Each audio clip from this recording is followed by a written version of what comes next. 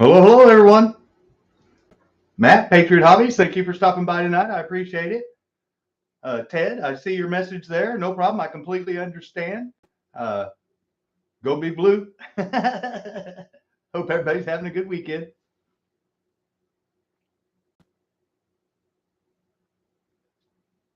So we got 3 people here right now.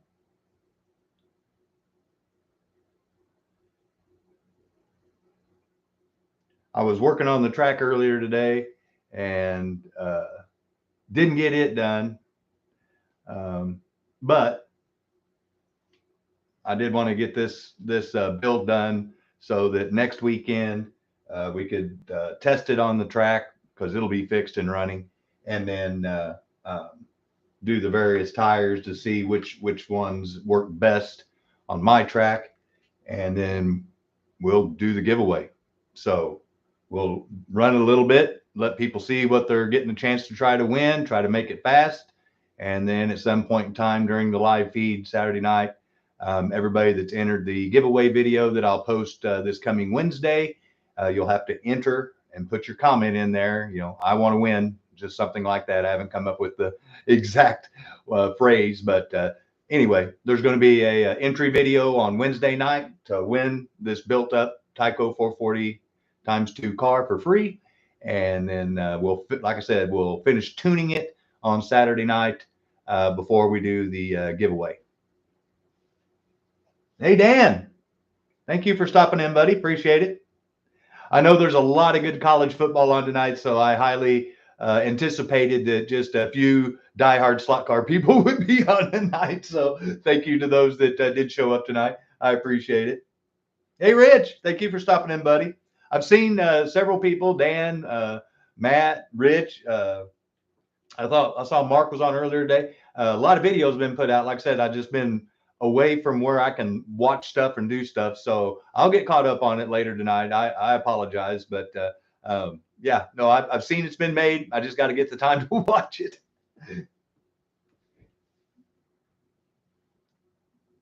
All right, like I said, got 4 of us here on had 4 of us. We got 3 of us here on a Saturday night.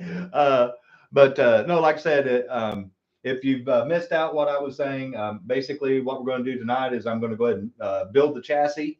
I don't have any way of really testing it other than to make sure that it runs with a 9-volt tonight because the track's torn apart. I'm trying to do some, if you remember, half my track's mounted, half of it is floating, and the part that's floating is giving me issues. So I'm tired of it floating. So I'm trying to attach stuff. So I didn't get it done today, obviously. So I will have it done before next Saturday, and then we'll test the car that we're building tonight.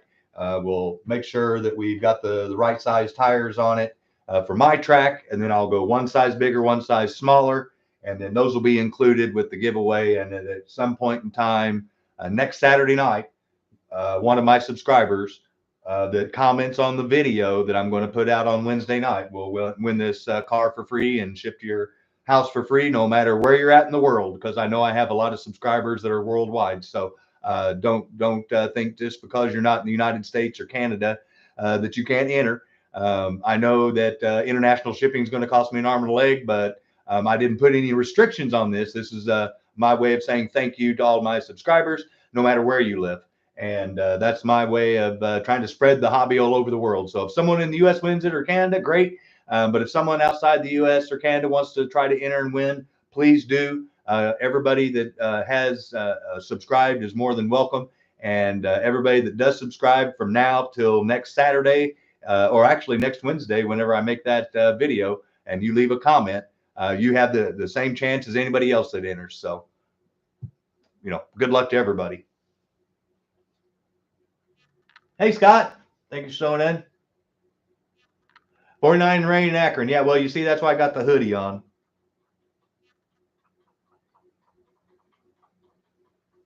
How the fingers got? Well, I'm able to flex now. That's a good sign. No, in fact, tonight before we're done, I will spin the camera around and I'll show you that I've actually got all of my Tyco that I can put on the wall in here. And then I'm working on getting some LED lights up for in the hallway over here to put the rest of the carded Tycos that I've got up, which is about another 60 to 70 carded cars. So I'm hoping they'll all fit in that little area to the walkway of the main slot car room. Hey Dan, appreciate you stopping in tonight, buddy. I saw you. You made your funny car Friday night, Top Fuel and funny car Friday night with the Make a Wish. Like I said, everybody's made videos. I've seen them pop up because I'm subscribed and I got the bell notification on all of your guys' channels. It's just I literally just have not had time to watch anything hardly at all. I think I watched HO and Slot Cars. His video on El Diablo last night, and I fell asleep with the phone in my hand after I left him a comment telling him how well his track was coming along. Hey, Sean, thank you for stopping in tonight, man. Got 5 of us here. Like I said, I fully expect it to be a small crowd tonight, and I fully expect a lot of people to probably watch it tomorrow in between football games or whatever racing that they're into today or tomorrow. And that's perfectly okay. Kind of like Ted, U of M mentioned, his team's on tonight. There's several football teams still playing or planning on playing tonight. They're college, and then obviously tomorrow with the pro. So, I can understand why people don't want to join in tonight. I completely get it. But this is, like I said, I try to do it every Saturday night if possible. I apologize for last Saturday. I actually had half of my immediate family in the hospital. Thankfully, they're all out of the hospital now, and everybody's on the road to recovery. So that's what did that. Ohio State won. Okay, cool. Hey, Matt, who did Ohio State play? I don't even know who they played. Like I said, I just know Missouri lost to LSU, and so it is what it is. That I didn't even get to watch the game. I just saw the score pop up, and I saw they lost by like a field goal or something like that. So it is what it is. It's a bunch of 20-somethings playing a game that they're getting paid more money than I make. So Maryland. Oh, okay. Yeah. No, isn't that Tagovailoa's or something like that? Tagovailoa's younger brother. Didn't he the quarterback for Maryland? Sorry, I've got the computer down here and the camera's up here, so I can't.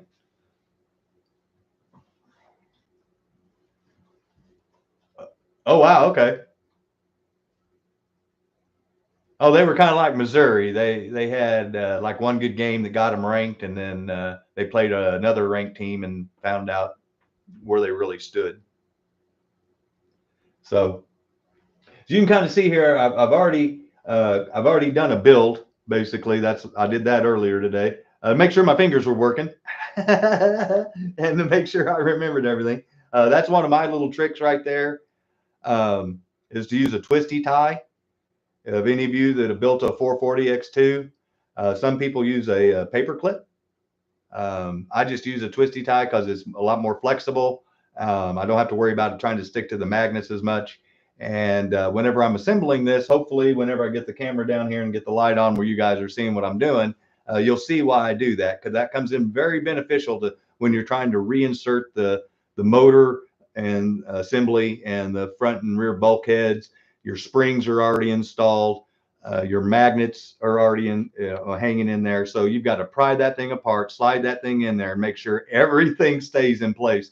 So if you can remove one thing from moving around besides the other 8, that's going to help you immensely. So that's one of my first tricks I wanted to show everybody is that little trick right there. I just take a simple bread twisty tie, and I go right in between the ring gear and the pinion, right over the front on the opposite side, kind of like on where the front of the stator goes. There it goes. It focused. Hey, Mark. Thank you for stopping in, man. Saw you were live earlier today. Sorry I wasn't able to make it. All right, got 8 of us here. Thank you, guys. 9. Thank you. Appreciate it.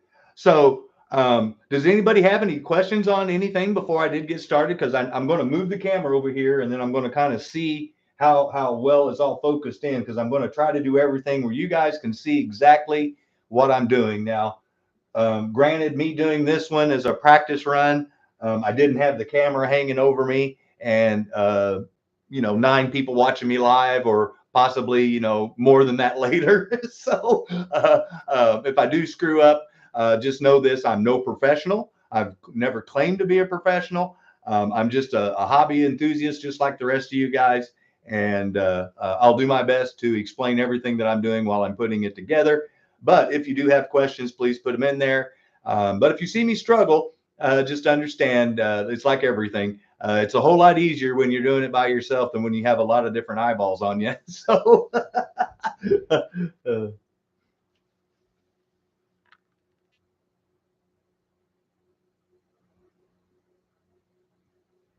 hey, there's Angry Coyote. Thank you, Tate, for showing up, buddy. All right. Slot Car League of Champions. Thank you, man. Appreciate you stopping in. Mark said the same thing. Yeah, see, no, anybody that's done live stream that has tried to race, assemble, or do anything live understands that you've got people that have done this before, and they're going to critique every little move you make. And so it's a whole lot different when that's going on in your head versus just you sitting there by yourself. Because if you screw up, it's just you knowing it, and it's no big deal. But if you screw up here, you've got the world going to be able to jump all over you. So it's kind of like putting your head on the chopping block and hoping the executioner forgot his blade.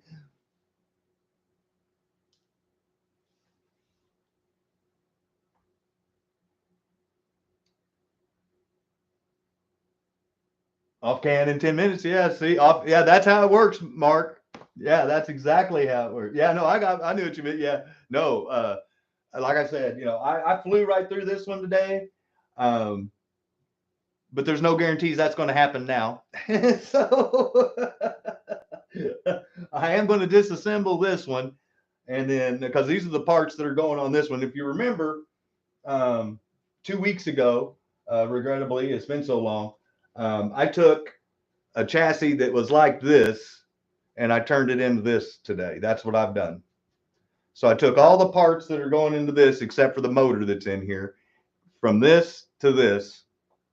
And so these parts are literally going to go into this one. And this is the brand new one. This is a giveaway car. The Terry Labonte #5 Monte Carlo Kellogg's. I like Terry, quiet guy, just did his business. Wasn't a dirty driver, not flashy, just did his job. I liked him. Too bad he was a Chevy guy. But that's old school racers. Now everybody's got to be flashy. But anyway, so this is the car that we're going to tear down tonight, as well as tear down this chassis. And like I said, all the good parts that I mentioned that are here, we're going to go into this one, but I'm going to tear this one down just as bare as this one so that you can see me put it all back together just like this with all the good parts in this chassis. So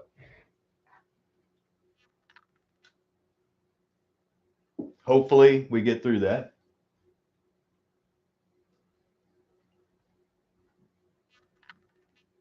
Yeah, good luck, Scott. Yeah, thank you, Rich. You know what it's like to work on Tycos. Sometimes they can what's the word I'm looking for? Piss you off. Yeah. Yeah. All right. So here, let's get the embarrassment started.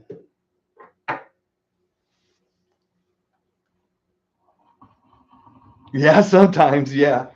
Yeah. No, there's a couple times today that I was saying some words that probably I shouldn't say on YouTube.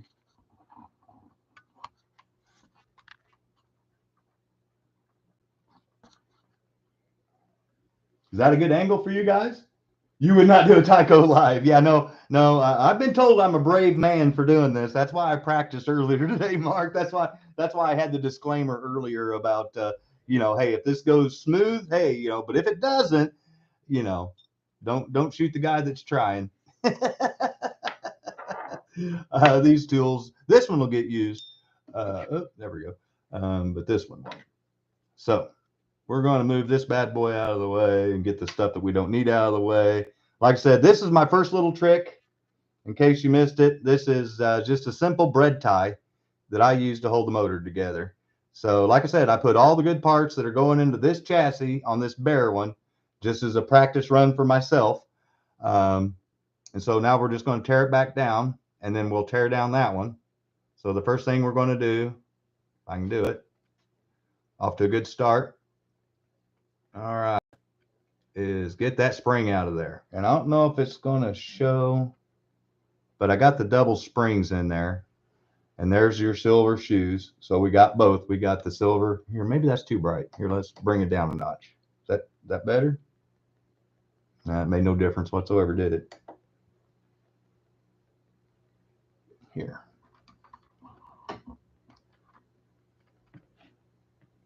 There we go. Okay. So gotta take the other shoe off.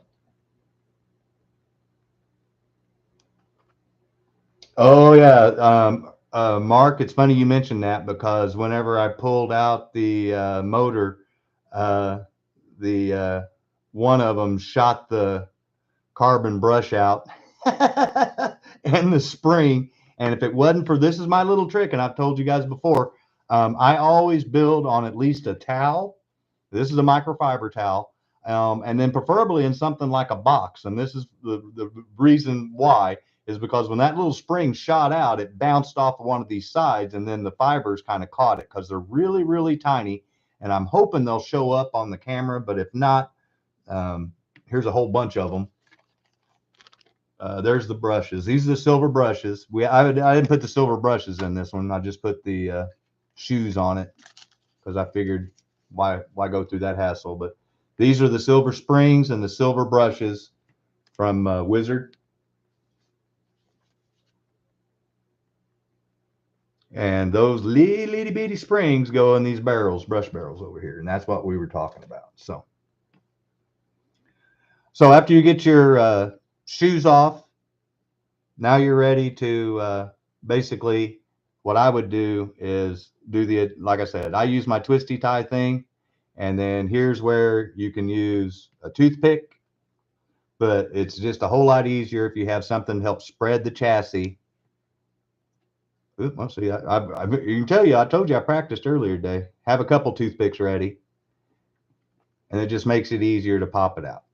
Supposedly, we'll see. And you're pushing it out the bottom in case you didn't know. So this is the top of the chassis. This is the bottom. I'm pushing it through straight out the bottom. So there we go. And there's one of the double springs that just fell off. And there we go. There's our bare chassis again. We're going to go even farther. And there's the other double spring. See how stuff flies off and this mat catches it in the barrel? Okay, so now we're down to the bare motor itself, but you see that my twisty tie, it didn't completely hold it tight, but at least it held it together enough that it held the assembly together, and that's the whole point. And then these level 8 traction magnets, I don't know if it's coming out how shiny these things are, but they kind of got a little reflection in them. Nah, my hand's too bright. Yeah, there we go. You can see they just jerked themselves right out of the chassis and tried to attach them to the motor magnets. So we're going to set those. Well, hell, we might as well just let them stick together. So these are level 8 in case you didn't miss, if you missed the original video.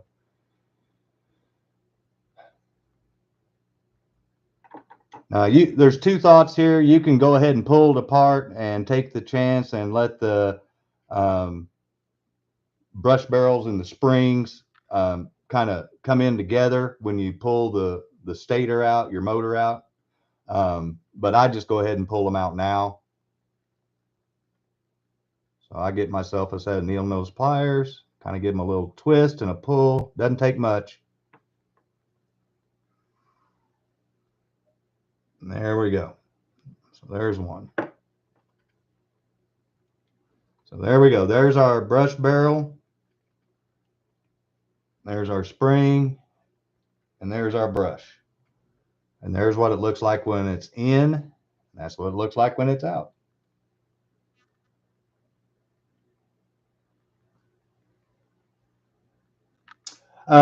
Dan, I tried to get silver barrels, but they were sold out. They do sell those. I was going to try to get them. So we'll have a perfectly silver electrical connection, all except for the barrels themselves. Everything else, the shoes, the shoe springs, the brushes are silver, silver carbon, and the springs in the brushes for the brushes are silver.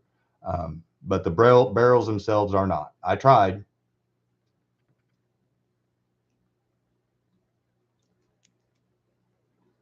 Yeah. Forgot to get the other one out while I was flapping my yap and took my little holder apart too soon. No biggie. When you're doing this, guys, like I said, it's not much pressure, just a little twisting. It doesn't take much, and then just go slow, and boom, just like that. So now, if you've never had a 440 motor together here or apart, there you go. This is what they call the front bulkhead. See, just simply slides over. And every time you oil in the front of the motor, this is what you're oiling, is that front of that stator that rides in this piece of plastic. Now, Mark has found out that they do make these bulkheads with roller bearings in them, but they are very finicky to work with, is my understanding. And because I've never worked on with them personally, but after hearing his stories, I can understand why people say that. We got the level 4 ceramic magnets in here. And then this is one of my hopped up armatures, so it's not going to go in. But this is a 3.5, and I don't know if the color's coming out. Yeah, there you go. You can say, yeah, this armature is too hot for a plastic track. Exactly, Mark. Like I said, it's more of a novelty thing, but it's a giveaway. So I'm just trying to, like I said, make it a maximum home, clickety clack track Tyco for somebody that I can. Um, you know as well as I do that those are going to wear out. But until then, you know. So I'm moving all the factory parts over into another pile over here because we're replacing those brushes and I'm replacing those springs.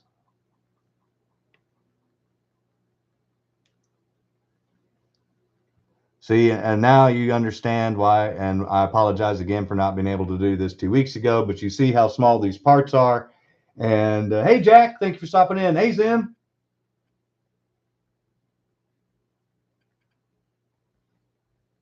Yeah, Zim, that's it right there. Wizard sells those bulkheads. I'm sorry, the silver barrel things, and there's another company that Scale Auto had, but both of them were unavailable.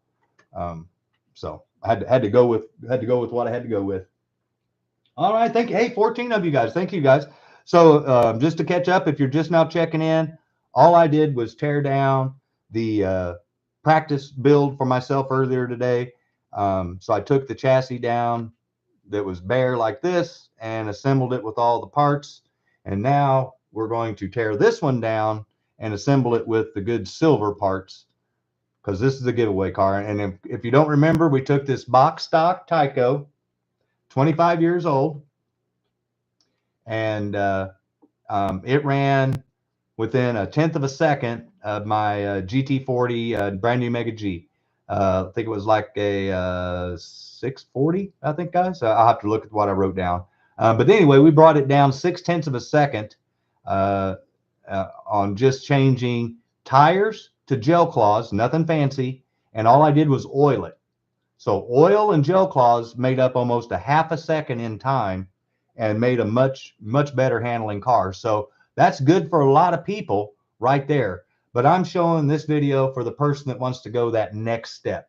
And that next step is adding traction magnets, motor magnets, and then maybe tweaking your pickup assemblies where your springs and your shoes and stuff like that are some better quality parts. Those are optional too. But the main thing, the next step that I would say beyond what we've already done, I personally would recommend at least traction magnets. And then if you're happy with that, then work your way up.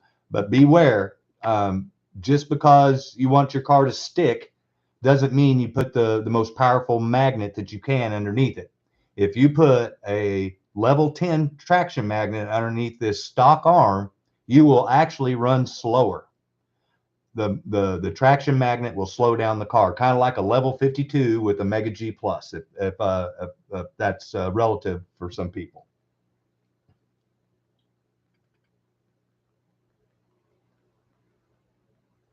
Gold or silver. Okay, cool, Mark. Oh, see, yeah, there you go. Good tip there, Mark. Thank you. No, yeah, that's another reason why I said some people use a paper clip to hold the motor together. I personally use my twisty tie because of like I said, everything's magnetic and it turns into a pain in the ass trying to reassemble this thing with all the stuff you've got to try to hold together at the same time. So let's get this bad boy started. We're going to tear this bad boy down.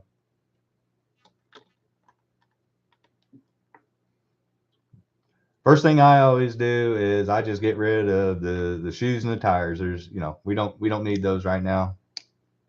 We got a new rear end going in it, and we're gonna the person that wins the car will get the old original parts. So I'm gonna put them up here with the it's up here on the shelf where that other where the plastic case for that one is. So all they do is just pop straight out right there. You can even see where we added the oil. Well, I can anyway. I don't know if it's showing up. Yeah, good old camera. Well, irregardless, you can see where I oiled it, and you can see it on the axles. That's a good thing. That's what you want. The next thing that I do is shoes. So you're just prying it off that little lip right there, over and around, and then they just cup around those barrels. So pry it off, go straight up, come back, and it comes off that barrel on the inside. So put the shoes up there. Like I said, they're factory shoes. There they are. Here's my, if you missed the last episode, I showed a set of needle nose pliers that you might want to invest in, and these are the kind that don't have any teeth. Yeah, there it goes, kind of focused. No teeth on them whatsoever. They're smooth. And all I'm going to do now is just pull the guide pin out with it. And voila, there we go. So factory guide pin. So there we have our tore down factory car. Gotta get that the burn barrier off. The little piece of plastic that keeps you from burning yourself when you pick up the car. A lot of people just throw those away. Honestly, I kind of try to keep them on the car as long as I can. I know it's not, yeah, it's not recommended if you're wanting to, because they get hot and they'll want to melt or whatever. But it sure as hell saves you from, getting an imprint of that rotor on your finger when you pick up the car sometimes the wrong way. Just a suggestion. All right. So here's where I would do the my little trick here with the bread tie. We're to that point, and the reason why I'm doing this is I'm wanting to try to keep this whole assembly together when I pull it out.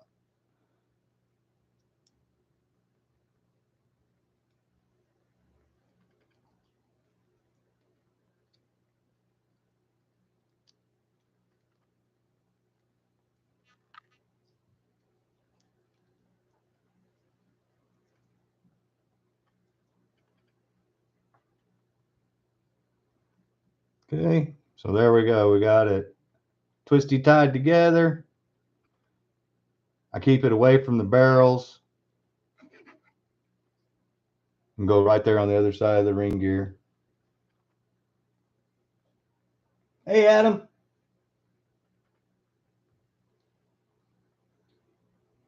Oh yeah, no, I got what you meant, Mark. No, cool. Thanks for clarifying though. So if, like I said, if you're a beginner with the Tycos and you've never had the joy of assembling one of these or disassembling one of these, and you're scared to because you're afraid you'll never get it back together, this is hopefully a video that you'll be able to go back to and refer to as, oh, hey, this is what he did here, or this is what he did there. So this, I'm going to try to show you every little trick that I have as far as trying to make it easy and keep stuff together. So there's my first trick, is the bread twisty tie. The second tip is, I kind of showed this one last time, I pry a little toothpick in between the chassis and the motor magnet there to spread it out. And then that gives me the ability to spread this side out without having to do them both at the same time. And you push straight down, and voila. And you can see the factory magnets, since they're not as strong as what we just pulled out of that other chassis, they just stayed right where they were supposed to. Which is funny, because these traction magnets just immediately came out of the chassis when there wasn't anything holding them in place because they were drawn to each other. That's why I'm laughing, in case you wondered. So we're going to get rid of the factory single spring.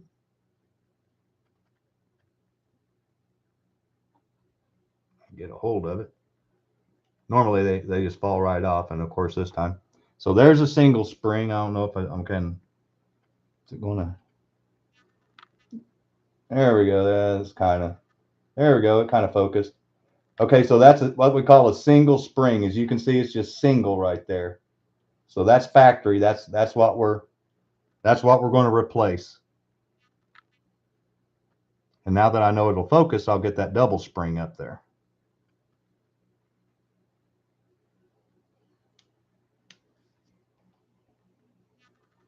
There we go. And there you see the double spring. And you can see that little cross thing. If you remember, I told you I had to modify these factory stamp style shoes to get the little tabs off right here on the back side, to get that right there, to be able to slide on this part of the shoe without hanging up. Here, let me get it up there. Come on. Yeah, that top part right there. So, like I said, I've already modified those, so you don't have to watch me struggle to do that. But I did want to show the difference in the springs, and if you're asking yourself, well, what difference does it make if I have a single or a double spring? And the simplest answer is the whole idea is to keep your shoes as flat as possible on the rails, and a single spring allows the shoe to rock, and a double spring with that little hoop in the front that the spring rides on keeps it square. Flip it over. What do you want me to see? What do you want to see me flip over, Rich? Plus the single spring can pop out. Yeah, those double springs, once you get them locked in there, they are so much easier. They'll retain themselves. I'll put it that way. All right. So, like I mentioned, we're going to do it just like I did the last time. The next step that I take, and it's, some people tomato. Some people go ahead and pull the motor apart and let the carbon brushes and the springs push themselves together after the stator's removed there in the middle. So you can see where if you pull that out, those two brush springs are going to come together with the brushes right there. So I rather take them out myself individually, rather than take the chance of having it shoot out one way really far because of having that compressed energy. And like I said, it's tomato to each their own. This is just the way I do it. So once again, I grab my needle nose with grippers this time to grab onto the barrel, and it's not going to take a lot. And I just start giving it a little twist and pull at the same time.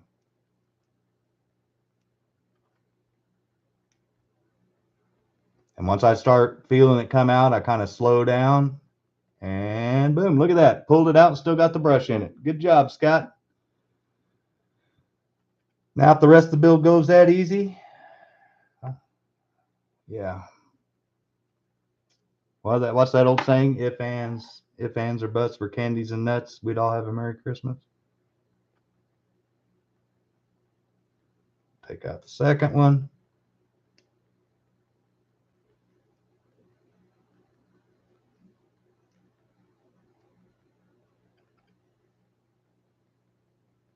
And once again, yay, Scott. Okay, so now you see why I did that. That way I don't have to try to worry about that carbon brush getting shot out somewhere in case you're not wanting to replace them. You're wanting to clean the stator off, or the spring too, because that whole assembly will go flying. So that's my tip for that. Now you're free to do this in the way I build them.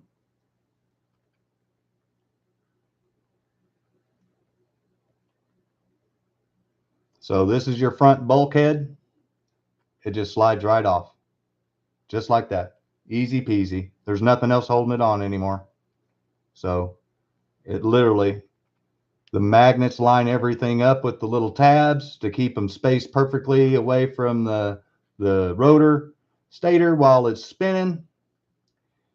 So when everything's squared into the chassis and locked in, it should be at a good clearance is what, but it's plastic. So that's why we have different springs for tension to make sure that everything is going to be running smoothly, because the freer this thing spins without these little carbon brushes bouncing off the stator, this area right here, then the faster your car is going to run.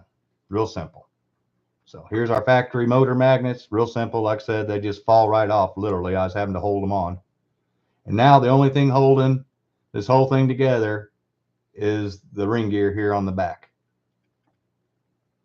And we're going to leave that one on there for right now. Oh, I forgot to get it out.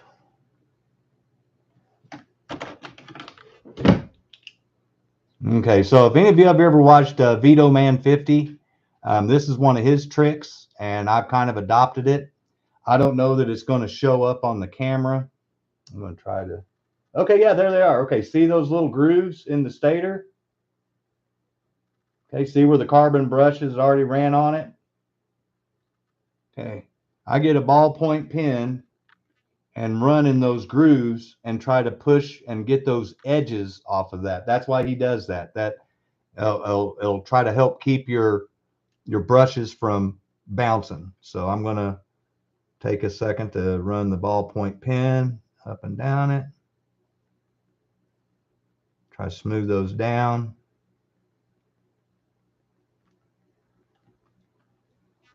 That's all I'm doing is it just happens to fit right in that groove.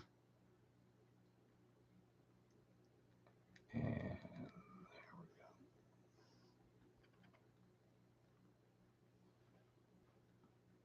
Cool. So there's another little tip. I'm going to go ahead and clean this one off while it's out. Didn't get ran much, so there's not much on it. It's easy to take off with my finger, so I'm not going to worry about getting out the alcohol and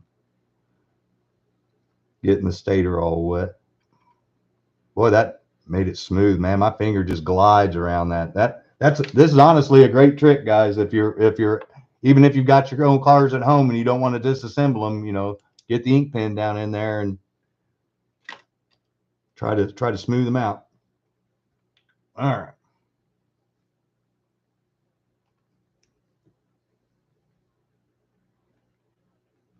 So now we're just going to go in reverse, put everything back together up until we get to there, and then I'm going to pull out the stock style tension springs and put in the silver brushes.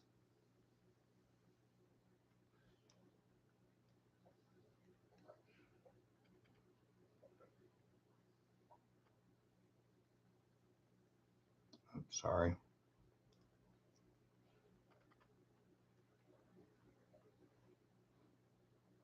Now, when you're putting your motor magnets in, left is usually the white from the top down, and red goes on the right. And you'll want to make sure that you've got your rear bulkhead oriented correctly. Remember, this is the bottom, so your ring gear and everything is going to go on the top side. So this little plate goes down, open area goes on top.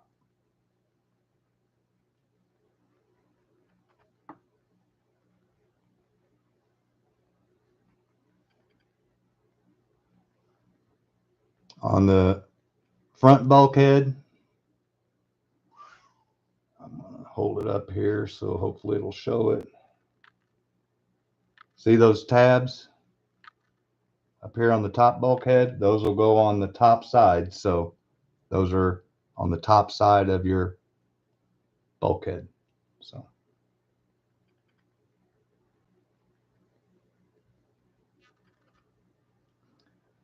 no, these are the stock motor magnets. I put level 4 ceramic.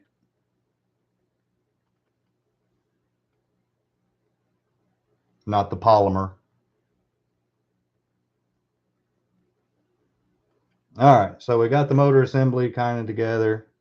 So this is when I try to strap it back together and hold it in place. And then this is where we're going to start putting the new barrels together, where the new parts in the barrels with the new springs and carbon. Oh yeah, no, I like I said, I don't want to put this hopped up arm is the one that I have on all my others, and it is just it's Adam found out whenever he ran it on his plastic track, it just sucks the juice with a wall wart. And I wanted to make it to where someone didn't have to buy a power supply to be able to win race the car that they won for free. So I'm just trying to hop up the factory as much as I can to a point, you know what I'm saying? Obviously there's always more you can do, but I got to keep it within reason. I'm on a working man's budget.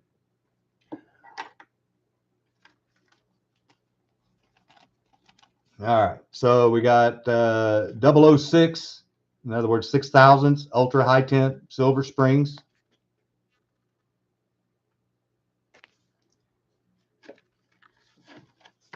And I got their best silver motor brushes. So both of those came from Wizard, and that's what we're going to put in the factory barrels. If you've never done it, it's real simple. You just turn them upside down, and usually they just fall. Well, the brush will fall out. But once again, here's where the toothpick comes in handy if it doesn't. And voila. So toothpick works with the brush barrels too. So your toothpick is a very valuable tool in this build. Put that over there.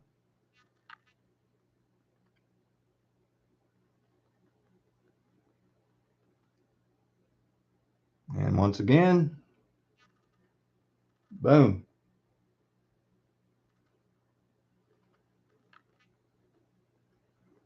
All right.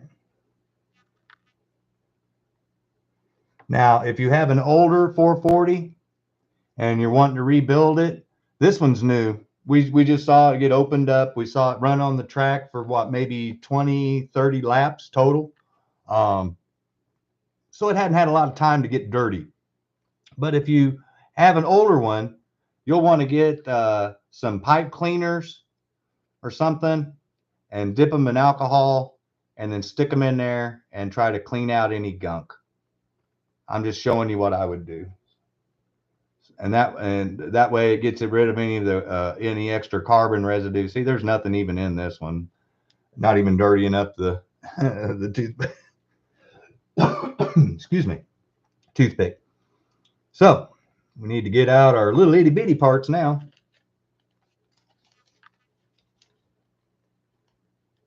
Shrimp cocktail. Hey, Pat, by the beach. Thanks for showing up, man. No, you're using a toothpick for a lot better reason than I am. I'll put it that way.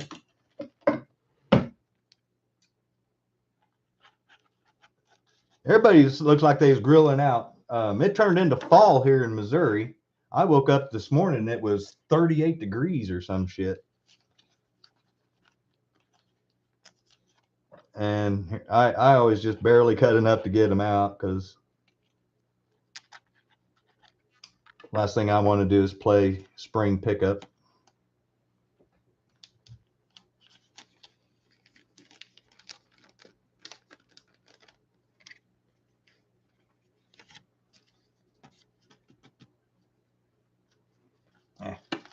I'm not worried about leaving the extras in there for now. And let's see here, we got to get the carbon brushes out. Or the silver brushes, I apologize, this silver. When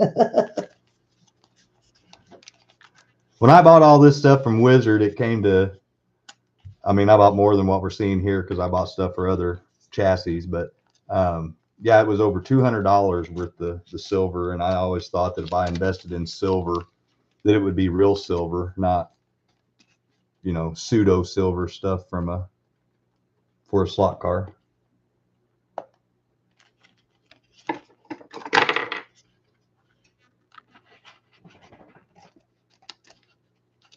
But if you're like me and you like racing your slot cars, you know, at some point in time, you're going to crash, you're going to lose something, something's going to break, shoes are going to wear out. You know, it's just, you know, you're going to have to buy parts. It's just a fact of life.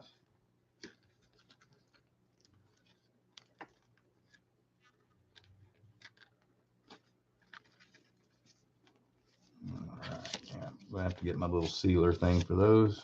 All right, got those out of the way. So in case you have never done this before, all we're doing is going exactly the opposite of what I just did. So you saw me take the brushes out of the barrel and then take the spring out with the toothpick. I just grab it and stick it in like that. Some people go through the trouble of getting tweezers and stuff, and if you can't grab it with your hands, I completely understand that. Now I do want to point out something. Boy, I got lucky very first try. Okay, so your brushes have two sides, in case you didn't know, and I'm going to set this one down even though I got it assembled. I'm going to try to get the camera to show. Okay, yeah, okay, see how that's kind of concave? It's there for a reason. You're going to want that concave. So there's a flat side. There's a flat side. And then there's this concave side. And that's so it'll ride on that rounded armature. So when you're sticking this in, when you're sticking your barrel back in, you're going to want to orientate that concave to fit flush with that little barrel in there.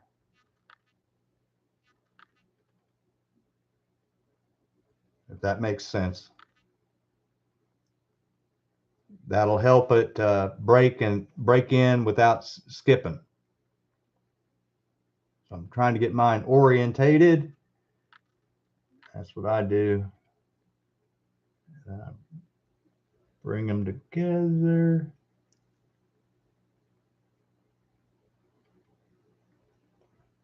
And there you go. I start them with my hands, and most of the time, yeah, I was going to say, I think I just pushed that one all the way in with just my fingers, but just to make sure that you've got it set. Wrong set of pliers. Got to have the right tools. Oh, no, I didn't. So there you go. I heard it click in. So now we need to do the other side.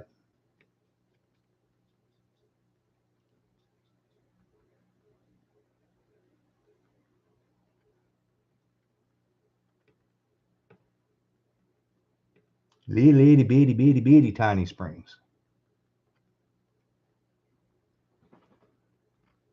Got our silver brush. Got to make sure I'm putting it. There we go. Flat side in. Concave side out. Make sure it's nice and spongy. Nothing's hanging up. Spring's working. And make sure it's orientated correctly so that that little concave will rest flat or on that little concave of the roundness of your rotor.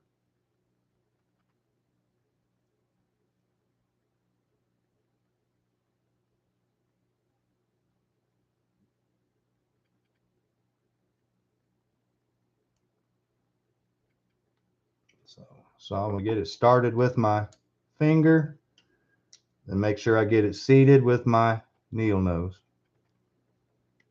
There we go. I heard it click in. Bingo, bango. Yay. So this is something I like to do before I go any farther. And oh yeah, that's butter, baby. I go ahead and spin it just to make sure that everything's not binding up. And even though it's not in there straight, I can tell that's, oh yeah, sweetness. Cool. All right. So let's move some of the extra parts out of the way here. So the factory magnets stayed in this time, so it's real easy to pull them out. Push on this other side, and bing, it flies right out. So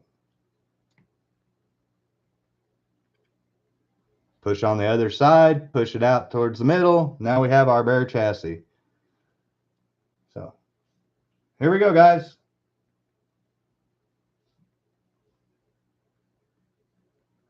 Hey, thank you, Matt, for joining. I appreciate it, man. Thank you, guys. That's what I'm going to be announcing next week. So all 19 of you are here tonight, and any of you that decide to join or watch the video later are going to find out. I'm going to be offering vinyl stickers that say "Pound Slot Cars" for sale. That'll be able to stick on your vehicles, on your normal everyday drivers, in 3 different sizes. And if you're a member of my channel on the base membership of 99 cents a month, you're going to get one for free, just as my way of saying thank you. But that's next weekend. Tonight's this weekend. We're working on the chassis, getting this thing built. So while I've got it torn down to right here, is there anybody that had any questions on anything that I've done so far? Am I going too fast? Am I not explaining? Like I said, I'm trying to help someone that's never done it before, or if you've done it before and you've got a tip for me, please share in the chat. I appreciate it. That's why I'm here. Like I said, I'm no guru. I'm too slow. Well, okay. Well, this is for the beginners, Rich. So beginners are going to be nervous the first time they tear into their brand new car or their old trusty car that they decided they finally wanted to invest some money and hop up. So reassembly is a little trickier just because of all these free parts, but I got a couple of little tips for that. So in case you missed it, if you are going to build a Tyco 440 X2 chassis for racing, you're going to get what they call the black chassis. And the reason is like I said, is because it's stiffer. This thing is really hard to twist. The gray ones have a lot of nylon in them, and they flex really bad. And when you put in high-powered traction magnets and motor magnets, and it'll just twist it all up. So it's best just to start with something that you know is going to work, and start with this one here. So we're going to put our traction magnets back in. Easy peasy.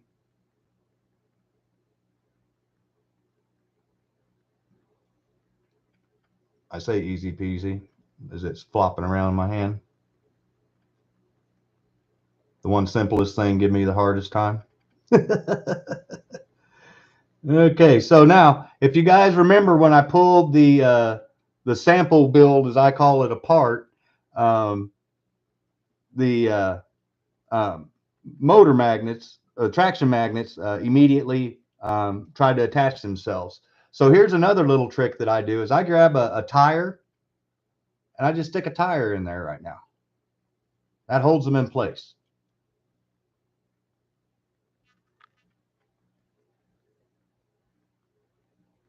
Hey, see, Mark, there you go. Yeah, see. Great minds think alike, buddy. Yes. Put them in last.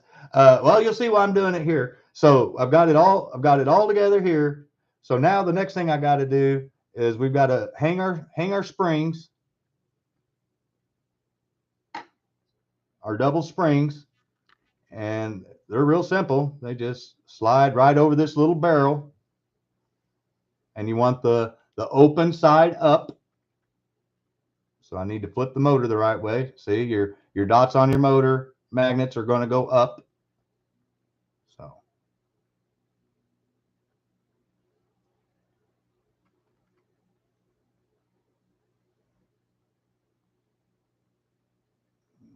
okay. One down.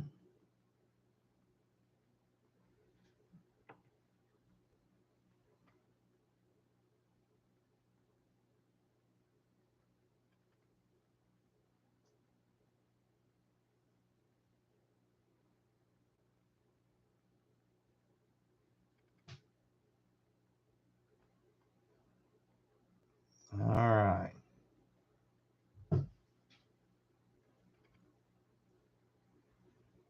So I've got the springs on the barrels, and I've got the closed end looped down, and the open ends are spread over the two tabs. And if you're looking at a factory 440 bulkhead, you'll know what I'm talking about. There's two little tabs up there that hold in and orientate the spring.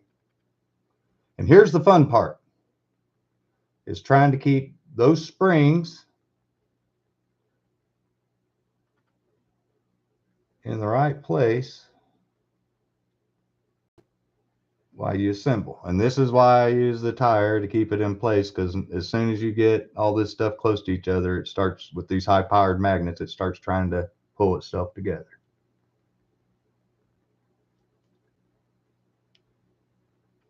See, oh, there we go.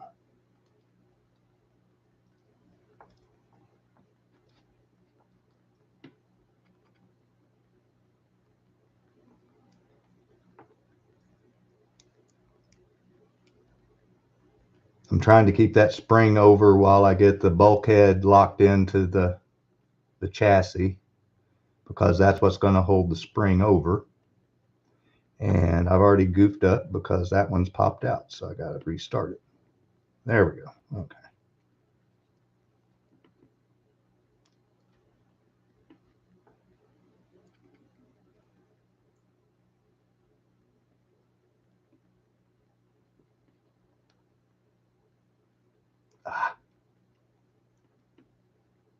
These double springs are wider, and so you have to keep them kind of compressed up against that on the shaft.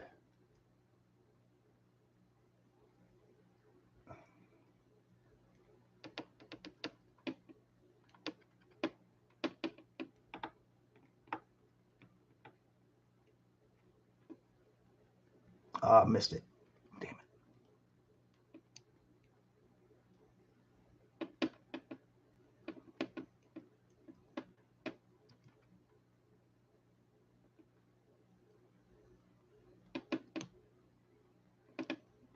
Yep, see, this is, I got one side in, and now I'm trying to fight to get the other side in. And the problem is I'm trying to get that spring to stay in on that one side when I'm assembling the bulkhead.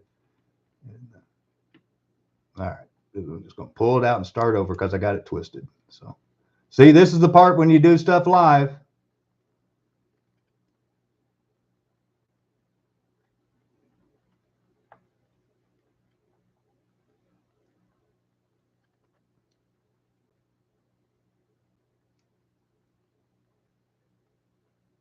Hey, Mike,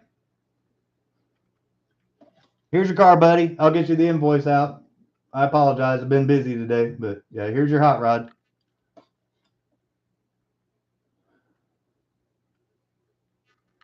Right now, I'm embarrassing myself on how to assemble a motor.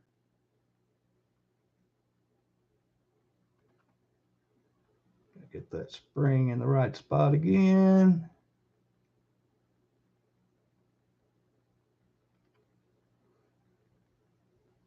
Man, it slid together like butter on that other one today. Like I said, that was by myself and no one watching. So, you know.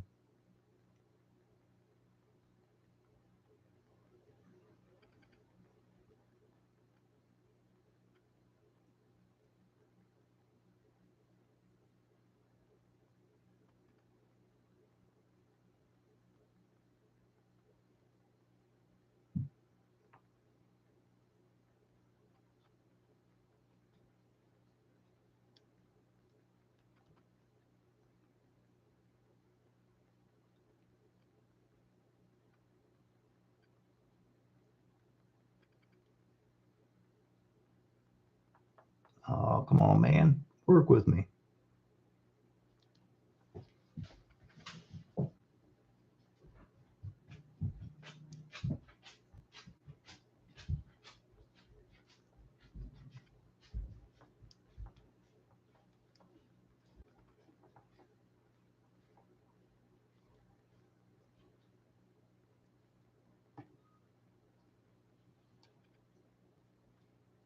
Forgot my little toothpick.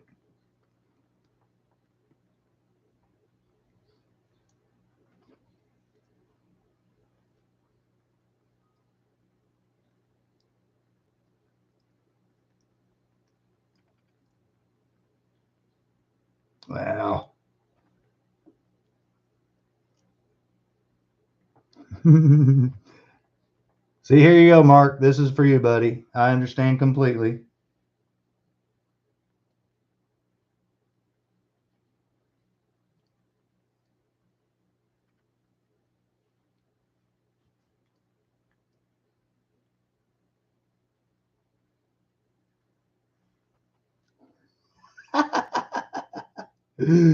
Oh, how funny. So my motor magnet came out on this one side for me jerking around with it so much. So my little twisty tie thing, best laid plans of my cement. I got half the damn motor together and the other half won't snap into place. Yeah, literally half the motor together. Okay, just a second. Have no fear. It's only plastic.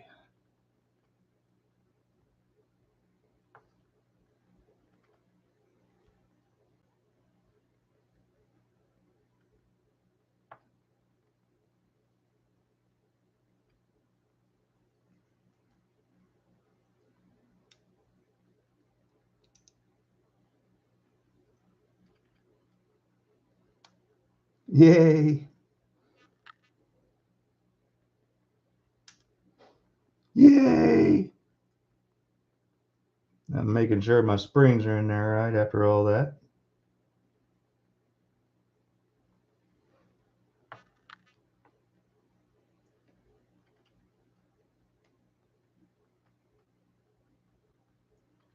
Success on one. I gotta pull this thing out of the way. Sorry. The longer you take, the more viewers are going to get, or the opposite, Dan. The more people are going to go like, this guy's an incompetent ass. Why is he trying to show me how to do anything? Because he can't even do it himself. So, yeah, yeah, it can go both ways.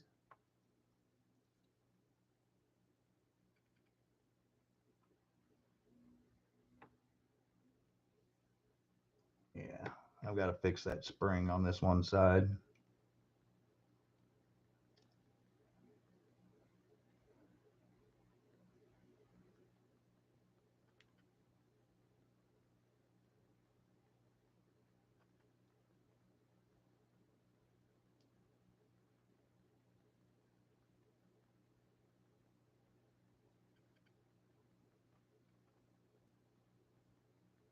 Oh no, what happened?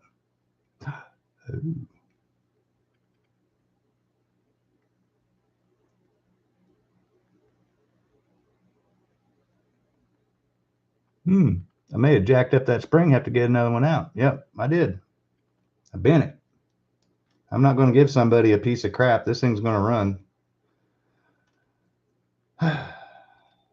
So that's what happens when you get in a hurry and try to force something. You break it. Or in this case, you bend it because it's a little itty piece of metal.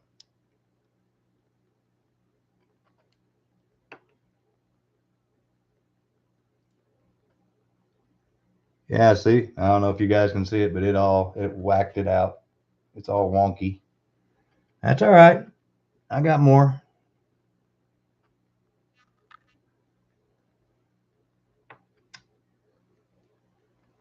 Uh,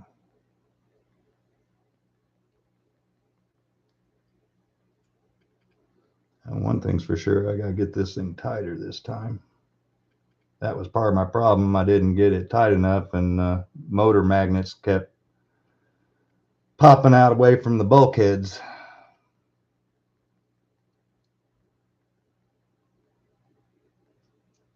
All right, where am I?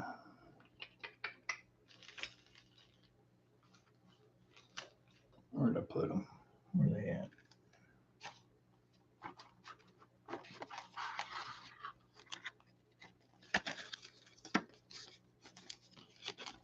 Thank you for everybody that's putting up with this. I apologize.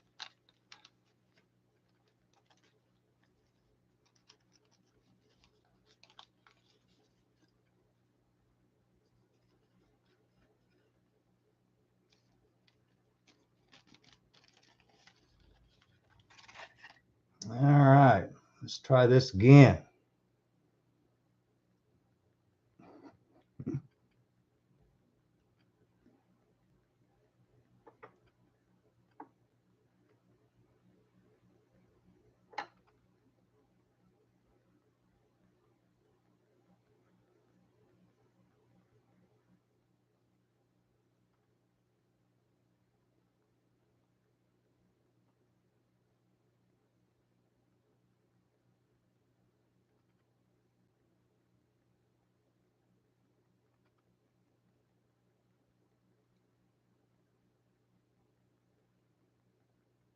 That old saying, shit goes together or comes apart easier than it goes back together. That couldn't hold more true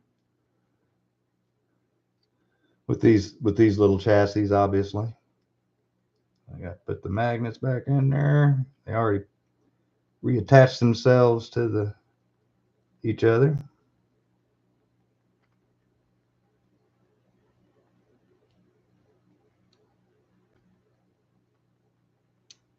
Oh, come on.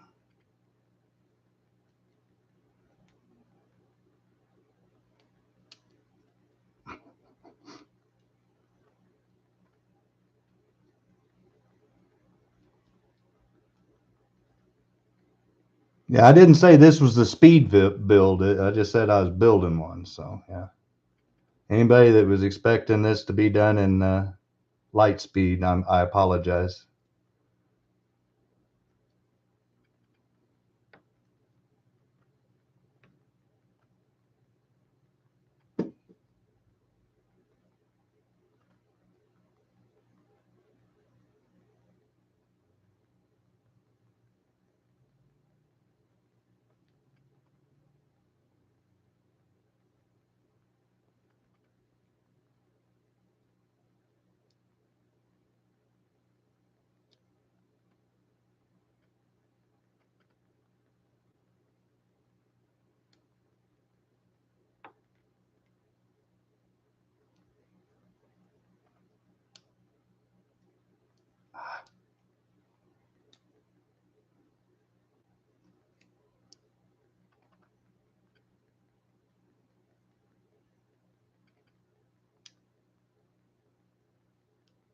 Oh man.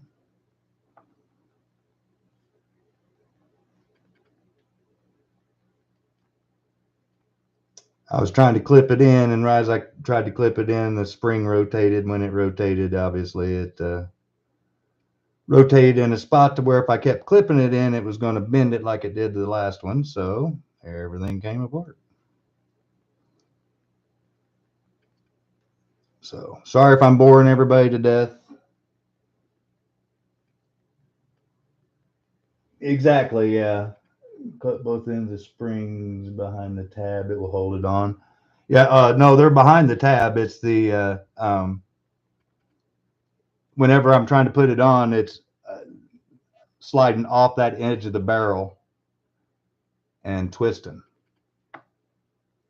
And so that's what's going on. That's what broke the last or screwed up the last one is whenever I did that. So I'm trying to push the barrels, push the springs, hold my spring over the barrel so it doesn't slide off while I'm trying to pry it apart, the chassis apart, and put it in.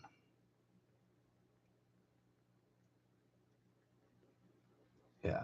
It's not that it's not wanting to fall off. It's not wanting to stay on this one side because the springs are a little wider than the barrel.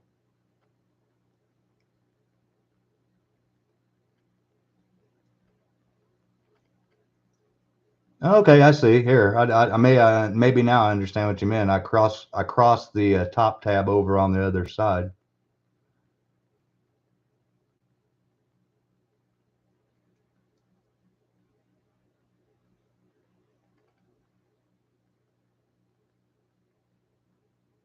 Yeah, cool.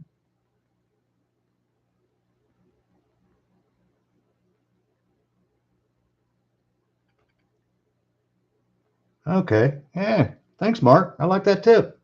So basically, all I did was I took the outer spring and moved it over on the other side on that little tab, kind of X'd them over, and now it held them in place. Good tip. Thank you. Now let's see if I can do the rest of it now that those are held in place.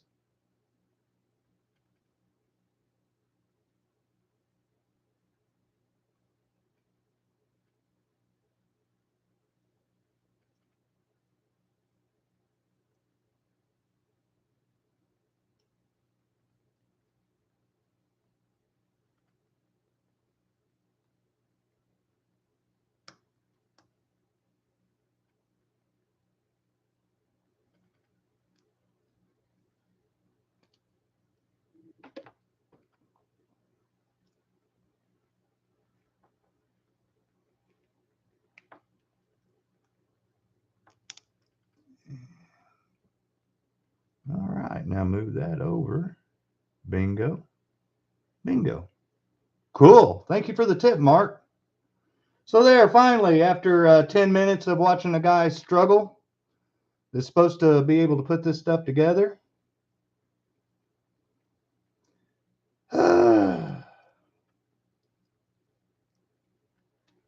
It's together. So now we got the double springs hanging down in the right spot. We can finally apply the silver shoes.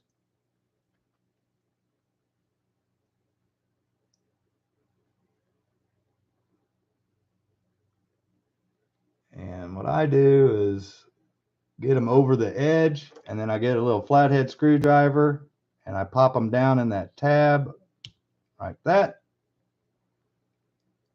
There we go. Winner, winner, chicken dinner. Ooh, smoothness.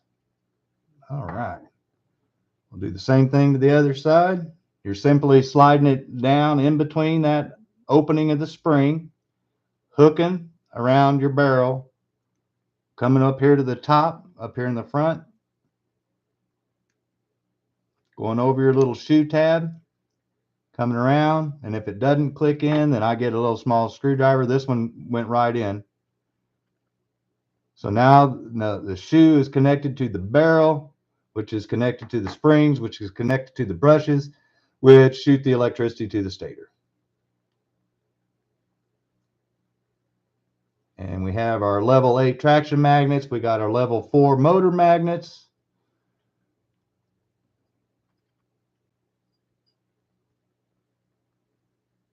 Put our guide pin back in it.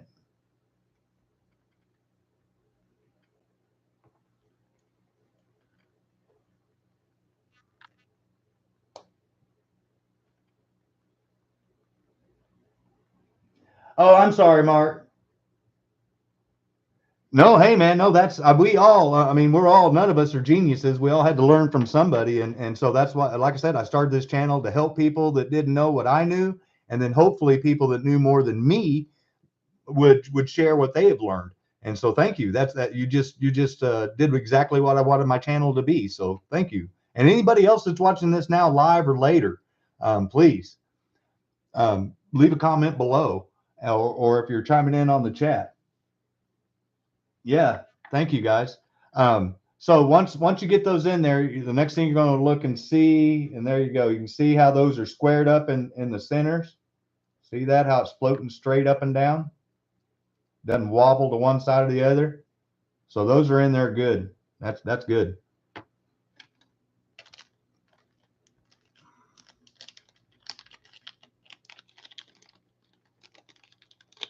Get a little front end together. Sorry, I was getting a little frustrated with the fact that it took me 3 times as long to do that one as it did earlier today. So I was starting to get a little upset with myself. I was like, oh, and whose brilliant idea was it to do this live again?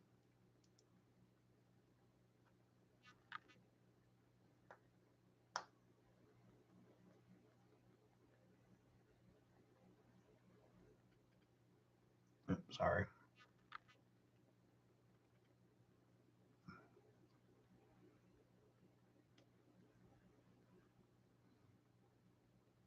And if you saw what I did there, I pushed it all the way in, and now I'm backing it off. You don't want your front end to have a lot of slop.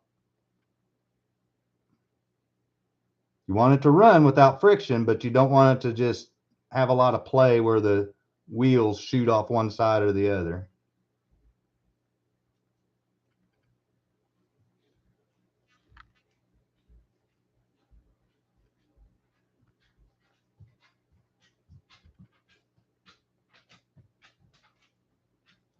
There. Okay. So now we got our little razor front end on it. Dig out our Harden Creek Viper rear end.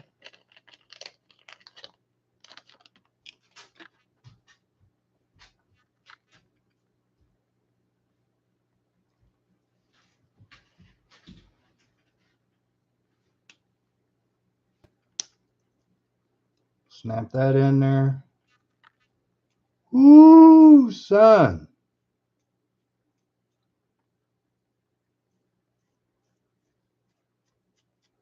All right.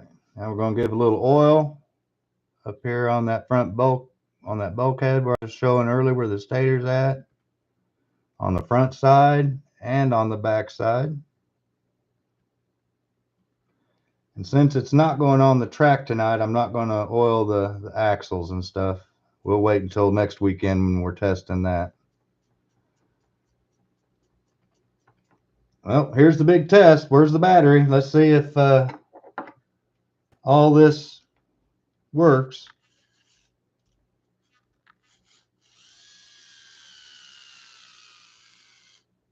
We have power. We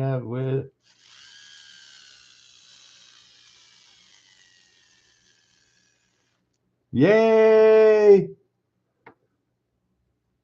So there we have it, kitty poos.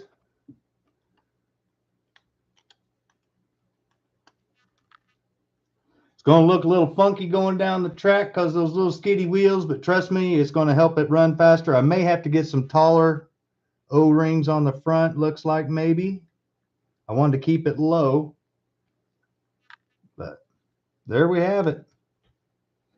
A lot longer than what I expected to take to do the build, but we only had one damaged spring out of the whole thing. I think we did all right.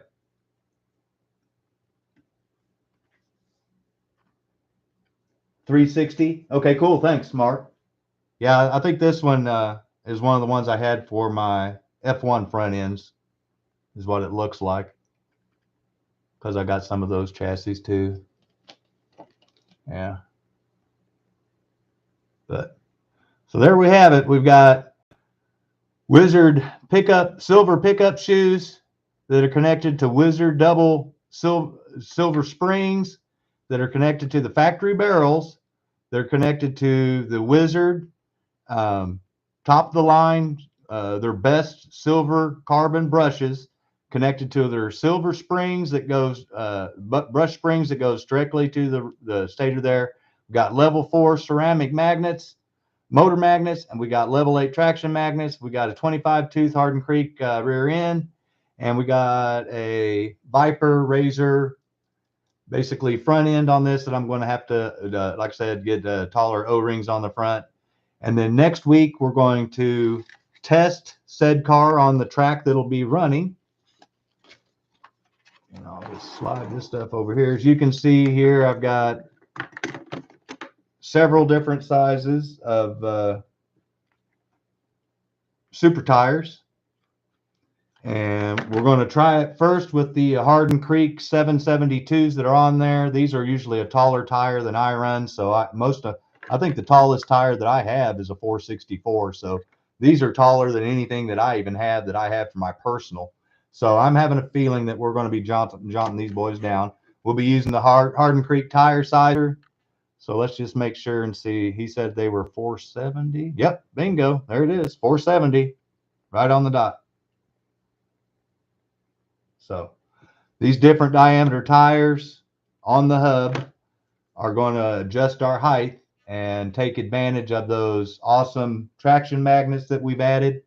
And believe it or not, your motor magnets can help assist with traction too.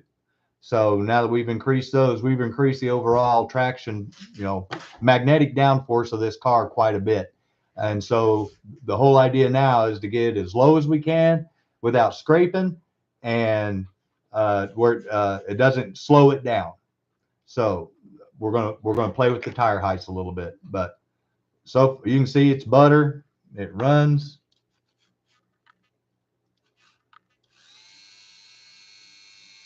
Sounds like a champ too.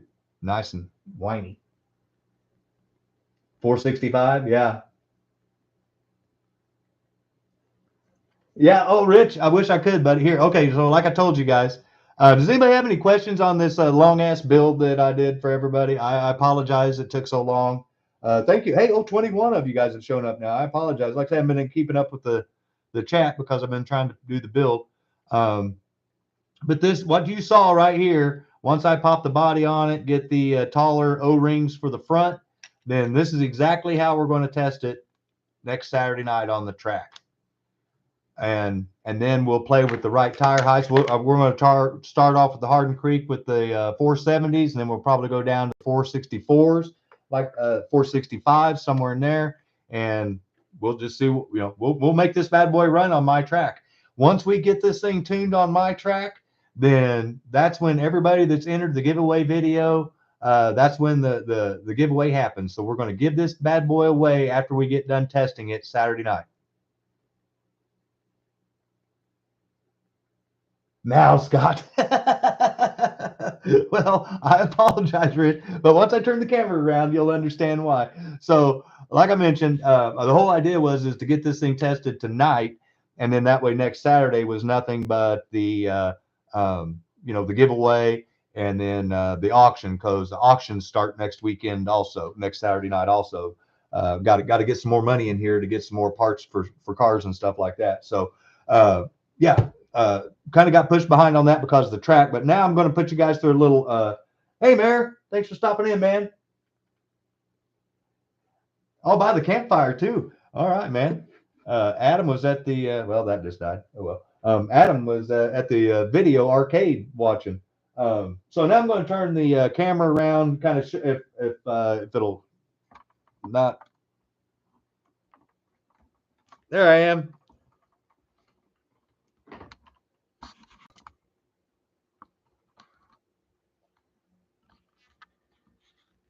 And there's the delay, in case you guys wanted to know what the delay looked like from watching YouTube. But as you can see over there in the corner, that's where the assembly.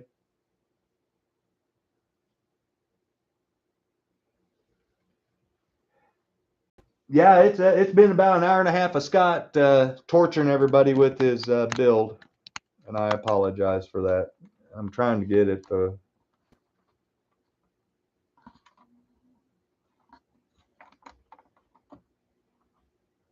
There you go. Thanks, Mark. It was so much smoother earlier today. I was happy. And I was like, oh man, this is gonna be a breeze. So as you can see there, I got all the Tycos up that I can get up.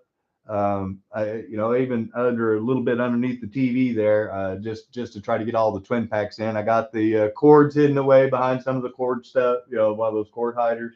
But what you see underneath the chair, underneath there, that's another opening for another Hot Wheels case. And then, like I said, so whatever Tycos that I have that you see that aren't on the wall here, those are the ones that are going in the hallway.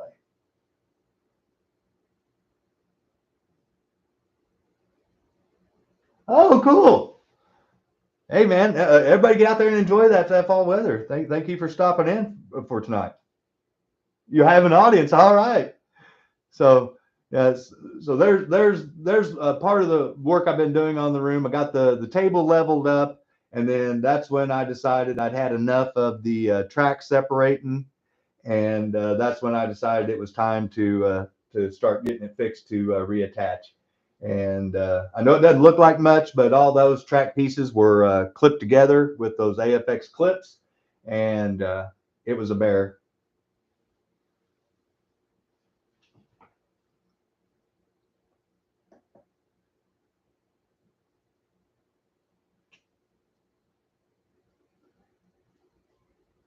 All right, cool. Everybody enjoying their Saturday night, having a little slot car fun. That's awesome. Um, well, here, let me show you. I believe it was Slot Car League of Champions. He was asking me if I had any Marchand. Turns out I do have a couple Marchand, and I do have some Lifelike. But someone was also asking me, I believe it was Mr. Robert Fish, if I had any micro scale electrics. And this is the one that I have that's brand new in the package that we're going to put on the track next week. Hey, Slot Car League, have a good night, buddy. Thanks for stopping in. And what's unique about these scale electrics is you can see right up there, they use the little braids.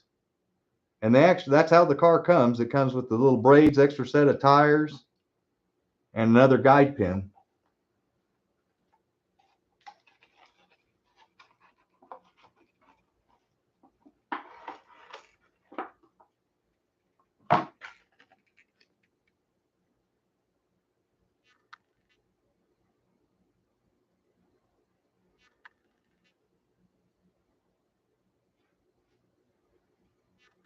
Oh, hey, cool, Zim. Thanks, I didn't know that. This is one of the uh, Peugeots. This is one of the bitten and hisses.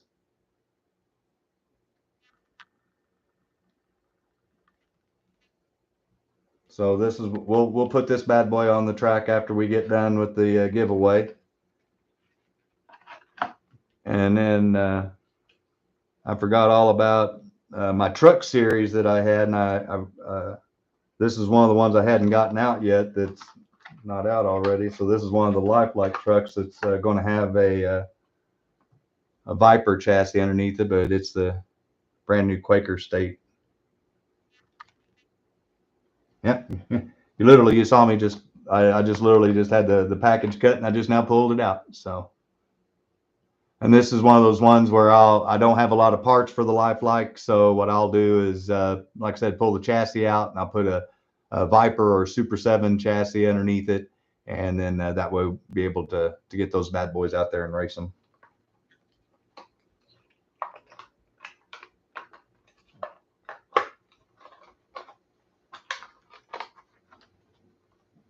So that's about the extent of what's been going on at my place. Is a lot of car hangings on walls, besides general life stuff. I saw Mark tomorrow. Mark, is that your big race tomorrow?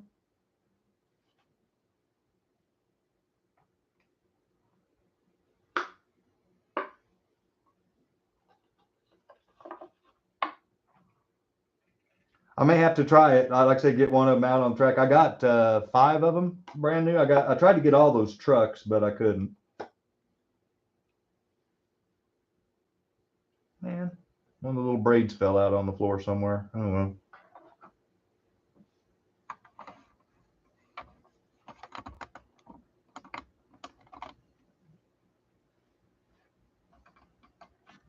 Just the guys coming over. Okay. Oh, okay. Sorry, I'm trying to reposition around the dog, and that way I can try to look at you guys while I can kind of look down at the look at the computer to see the um, comments.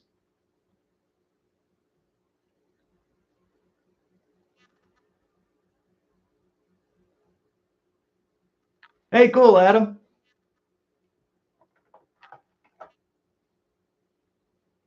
Yeah, no. So, like I said, I'm sorry that it didn't go as quickly as I'd have liked. But the good news is you see that this wasn't some just photo edited video. This is how it would be in real life. Oh, cool, Mark. Yeah, I've got to. Regrettably, because of my sister's situation, I'm not going to go into detail, but long story short, she's no longer going to be able to live on her own, and she's going to have assisted living. And so I'm helping my parents clean out her house to get it ready to sell, and so that's what I'm doing tomorrow. But depending on what time you go live, I'll either catch you live or I'll catch you whenever I come home. But one way or another, I'll catch some racing. Hey, Rick, thank you for being a member. I appreciate that, buddy. Thank you, sir. 11 a.m. Eastern, so 10 o'clock. I'll probably be able to join for a little bit, and then probably, but I'll definitely chime in. And like I said, I'm going to try to catch up on yours, Dan's, everybody's videos as they popped out this weekend, Rich's, that I haven't been able to keep up on. Thank you, sir, for joining. Appreciate it. All the money that goes for the channel is literally is going to go for a new camera. That's what it's going for. Do I do any custom work to the Viper chassis before I put bodies on them? Basically, I run them factory for right now. And then the most that I do is advance or retard the end bell timing to play with how quick it reacts. But other than that, I kind of leave it the way they've made it. And, tire heights and stuff like that. I just basically leave it alone for now. I've had more experience playing and doing stuff with the Tycos versus that. And so I figure, hey, those guys know what they were doing. They put it together. So let's run with what they got first.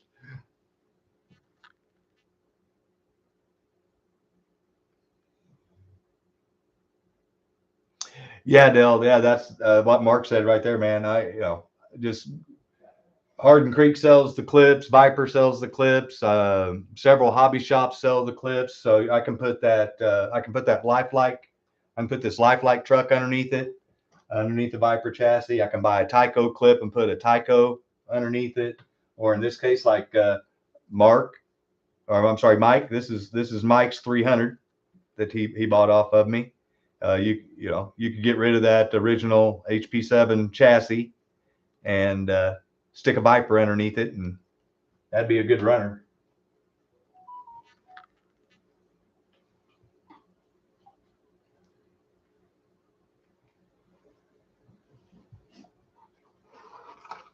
Yeah, in fact, yeah, that's a Viper with a AFX lowering clip. Oh, Adam, man, I want to see your stuff get up on the wall. And so there's a Super 7. So yeah, you can put a with that clip, you can use a Viper chassis, a Super 7 chassis, you can use a Bulldog chassis, you can use a Jag chassis. Yeah, it's awesome. Hey, Rick, no, that's the whole reason why, like I said, I did the show. It didn't, like I said, I'm no wizard. And Mark gave me a tip that I literally, when I put mine together today, I looked right at it, never even thought about doing that. And then you saw how much easier it went together as soon as all I did was just cross that double spring over on the other side of the tab and make an X on that one side close to the inside of the stator. And the thing, boom, right in. So a new tip for me. You'd rather not put a hole in your wall? um, Well, I don't know how you're going to attach them unless you got some of that two-sided tape or a shelf. Put shelves up. Kind of like what I did above my door there. Yeah, I know. My mother came by today, and while she was here, I gave her a little tour of the room, and the first words out of her mouth "Is when you move, you're gonna have a lot of fun filling all those holes." And I was like, Mom, I got it covered. I'm just gonna wet some toilet paper and stick it in there and roll the paintbrush over, roll the roller over it. Be done with it. It's a rental. I'm only here for another year and a half, and then hopefully I'll be able to get my own place.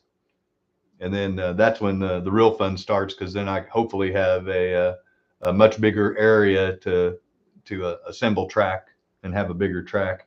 I'd really like to have a routed track of some kind.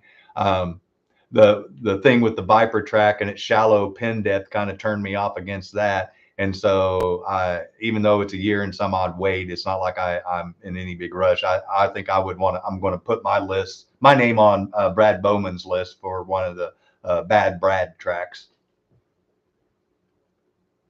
Sell your Mustang and buy a house.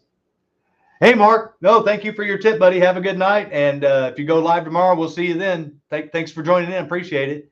No, and Rick, you sound just like everybody else that doesn't want me to race my Mustang. They want me to sell it so I can actually just go ahead and buy the house. And it's like I told them, if I don't build the Mustang before I buy the house, then I'll never build my Mustang. So I've got to do it before I buy the house, or it's a done deal. Since I'm single, there's only so much money that comes in every month, and yeah. If I'm buying a house, then homeowners insurance and maintenance and everything else, then there went build new motor money.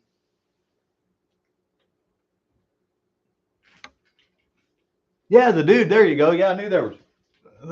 I can't remember what they're called, but yeah, I know what you're talking about. It has that 3M adhesive on the back side of them. Yeah, there's something that you could do, Adam, to try to get them up on the wall if you wanted to. I'm just saying, you got a lot of nice cars.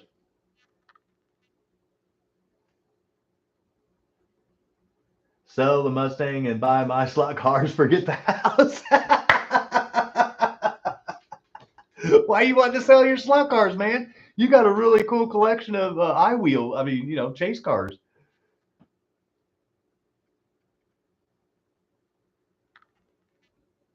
Your wife said the exact same thing. Yeah, see, no. Who was it? Did you? I forget who it was on the Discord channel, but they posted a little meme picture or something that said a new study comes out that 1 out of 4 men are happy, and it's 3 out of the 4 pictures are women bitching out their men, and the 4th picture is a guy standing in the middle of a big routed slot car track, and he's smiling. He's the 1 out of 4 that's happy. Oh, and buy me a lot more slot cars. Oh yeah, yeah, no, yeah. Hey Sean, thank you for stopping in, buddy. Have a good night. Appreciate your support of the channel. Have a good evening, bud. That's why, Adam, I'm counting on you to help me keep my wallet in my pocket whenever we're at the slot car show in Missouri, up there, Richland, whatever it is. Yeah, Richfield, Richwood. Yeah, I don't know, whatever it is. But yeah, that way I actually have gas money to get home.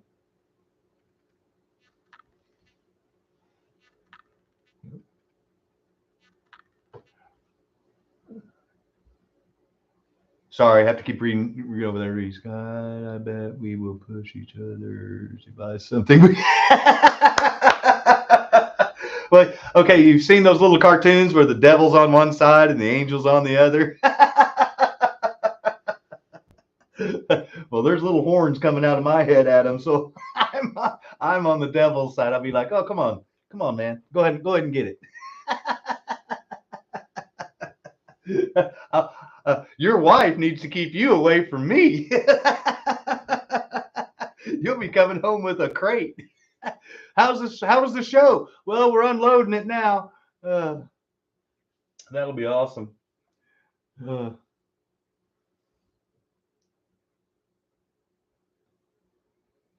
The AFX Daytonas. I've only got like two or three of them. They're really hard to get.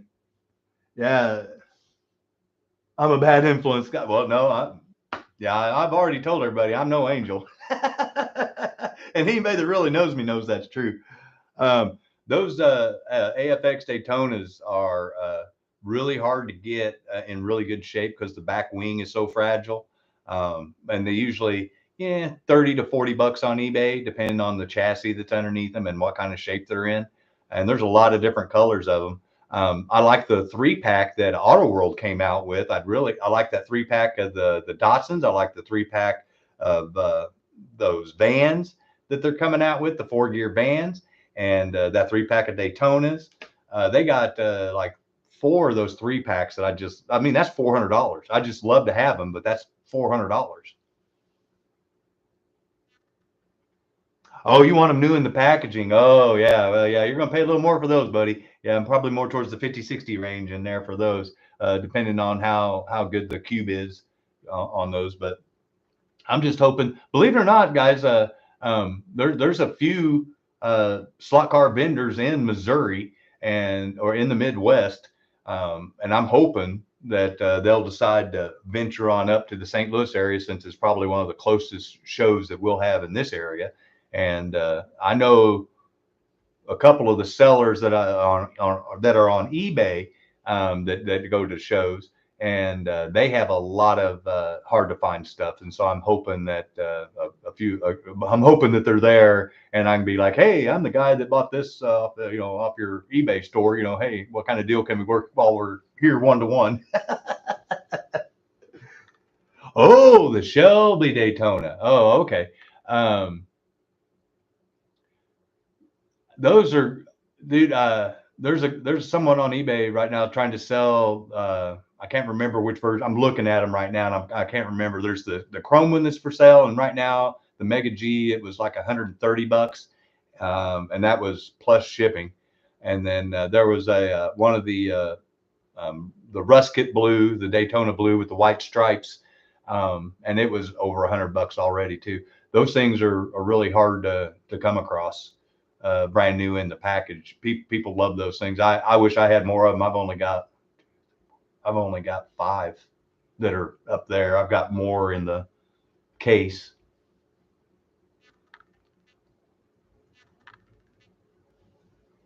One, two, three, four. So I've got 6 in the case, and I got 4 on the wall. So I've got 10 different Daytonas. Oh, they are, man. Whenever if you saw that GT40 video, by the way, I pointed out your car. Whenever I was doing the research on that, there's a few of those Shelby Daytona coupes that are Australian release only, and I've seen those things pull down $200 to $400, depending on if it was brand new in the package or if it was loose. I've seen them sell for over $200 loose because they're so rare. It's like that Mega G or that Super G Plus from Australia that I've got on my wall. They just didn't make that many of them, and plus it was Australia release only. So that meant that somebody over there had to ship them over here to sell.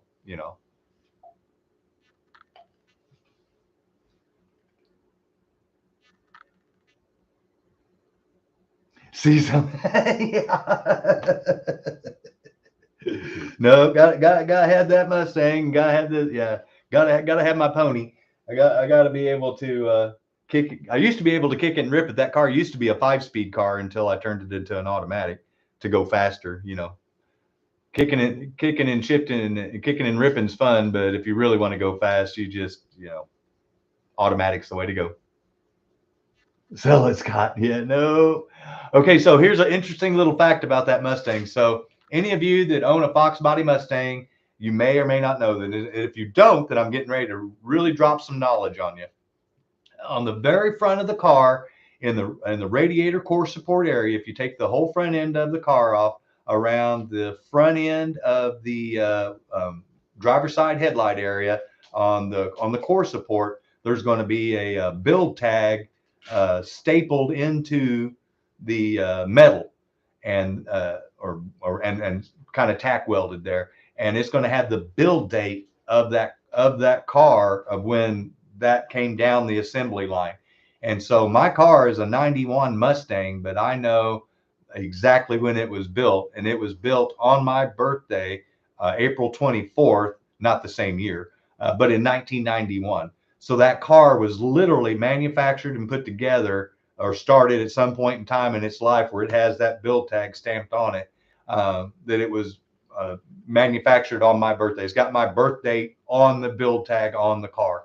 So I call that my birthday car. So a lot of people have what they call them, mausoleums that they get buried in or whatever. That's my mausoleum. I'm just going to get buried in it.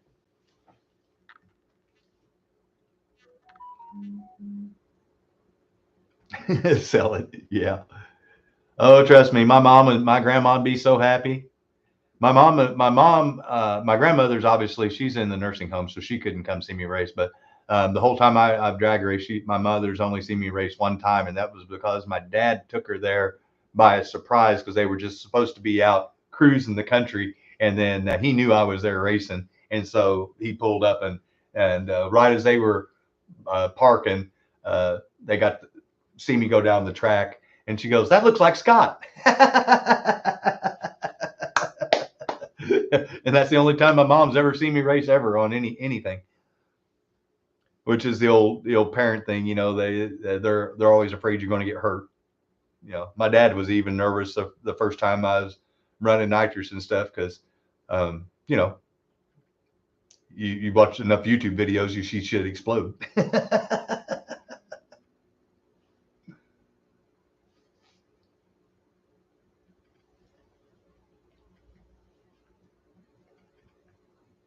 Well, guys, we're going on about the yeah, shit happens. Yep, going on close to the 2 hour mark. I want to thank everybody for showing up tonight.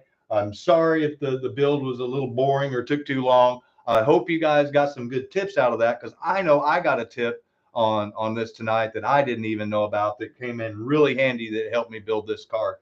So the schedule of events is going to happen Wednesday of this week, this coming next week. I'm going to have the giveaway video, and you have to comment on that video for the giveaway Saturday night. That's how the little system I use that picks a random comment. That's how it works. It works on a specific video, and it has to have comments. It doesn't work off subscribers. So if you're a subscriber, look for that on Wednesday night. If you're not a subscriber, now's the time to subscribe, and you can get your chance to try to win this awesome car that was built tonight. If you weren't here live and you've got another build tip or suggestion that you see that could help us or help the community, please leave that in the comments below, because that's, once again, I'll mention it. The whole reason why I started this channel is to share what little knowledge I had with everybody else, and hopefully they would share their knowledge with me, and then we would all grow our knowledge on the hobby and how to make things easier or better or faster for all of us. And that's the whole goal and the reason why I did it. So thank you to Mark for sharing that great tip. Thank you again, Adam, for the GT40 up there. Be sure and check out that GT40 and pics video. I understand a lot of the music comments are controversial. I get it. Trust me, it's not the type of music that I'm going to be putting on all my videos. I just have a new demographic that I need to make sure that I include into. Over 40% of the people that are now subscribers on my channel are 35 years and younger, and they don't like to always listen to the classic music. So I had to throw something in there for them too, because I appreciate their being subscribers to the channel, because we need younger people in this hobby to keep the hobby going. And the more people that we can get into the hobby, the better it is for all of us. So don't fret. I'm not going on a rapping tirade to all we're going to have is rap music in there or new edge stuff like that. The next video will definitely go back to the old simple rock and roll. But look for that video on Wednesday night. That will be the entry video. Next Saturday, the plan is we're going to test this car. We're going to make sure we got the right size tires on it, and then we're going to give the bad boy away. And then if we have time, we'll test the micro scale electrics. We'll throw the lifelike on there just to compare some times and have some fun for some different chassis. and throw on the that factory AFX that I had that I opened up 2 weeks ago, and we'll just compare and see how they all run with each other. So once again, to everybody, if you're a member of my channel, thank you sincerely. I appreciate it. All of the money that's coming into the channel, kind of like with Dan with SVR, is going to be going for a new camera. Once I get the track all set up and running, I'm going to have multiple angles, and I'm going to try to do it through StreamYard. So you'll have 2 different camera angles on the track, and then one of just showing the times. So whenever I do a live feed of racing, you'll be able to kind of pick and choose which screen you want to look at. But got to have the money to be able to buy the stuff to be able to do that. So anyway, thank you to everybody again for showing up tonight. Thank you for everybody that is watching later. I appreciate it. If you're watching and you are not a subscriber, please help me get to that 1K. I'm literally just less than like 168 people away from reaching 1,000 subscribers, and that would really mean a lot to me. And if you are already a subscriber and you've got some friends, tell them about it, and tell them to do the old LLS below, and like, share, subscribe, and check out all the other creators that you've seen in my comment section tonight. And I'm going to add them to the Wednesday video in the description of all the events that are going to go on for Saturday and how you need to enter for the contest. But I'm also going to put a list of all the HO slot car creators that I have that have YouTube channels that you need to log on to and support them as well. So once again, everybody, enjoy the rest of your weekend. Sounds like you guys have already started. I'm going to join you. I'm going to go have me some dinner. Enjoy the rest of your weekend. Have a good night, and look for the entry video on Wednesday night, guys. Thanks again. Have a good night.